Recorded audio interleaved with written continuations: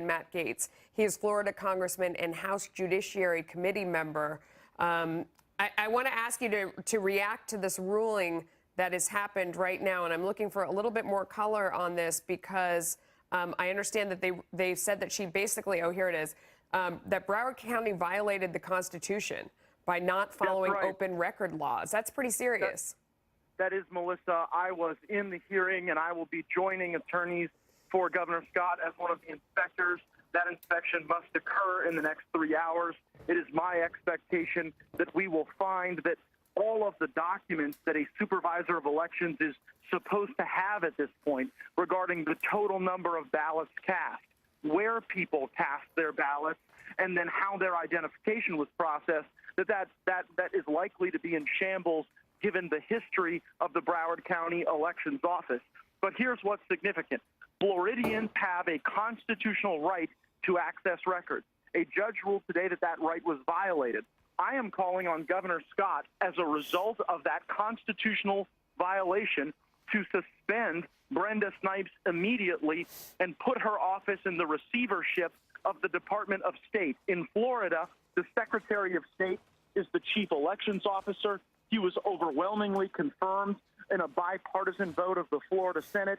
He ought to be in charge. We cannot continue this process where, in a matter of days, almost 80,000 ballots have literally been spoken into existence. There was no record of these ballots ever having been cast or existing, and now we find ourselves in a circumstance where they may swing the result of a U.S. Senate election. Okay, let me ask, I have to ask you a couple questions about that. So first of all, she's an elected official, right, Brenda Snipes?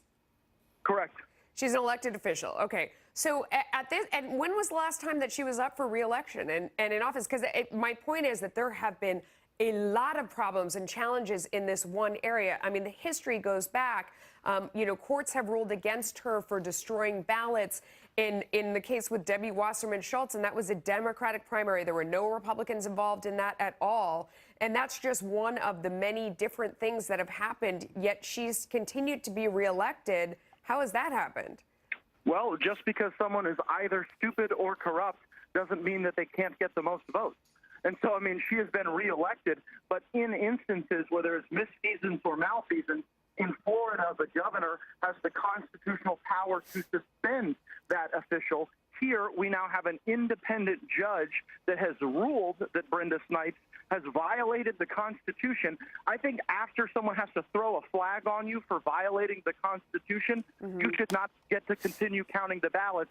We should bring in someone who's got a little more credibility to instill that confidence. And I just want to tell viewers, while they're listening to the voice of Matt Gaetz and we're talking about what's going on in Florida right now, you are watching on your screen there. There is the president and the first lady just coming down off Air Force One. They are arriving in Paris right now for what is supposed to be an event to commemorate 100 years. Great, thank you guys, appreciate it. Yes, and so we're watching them come down. I'm sorry, that was Matt again.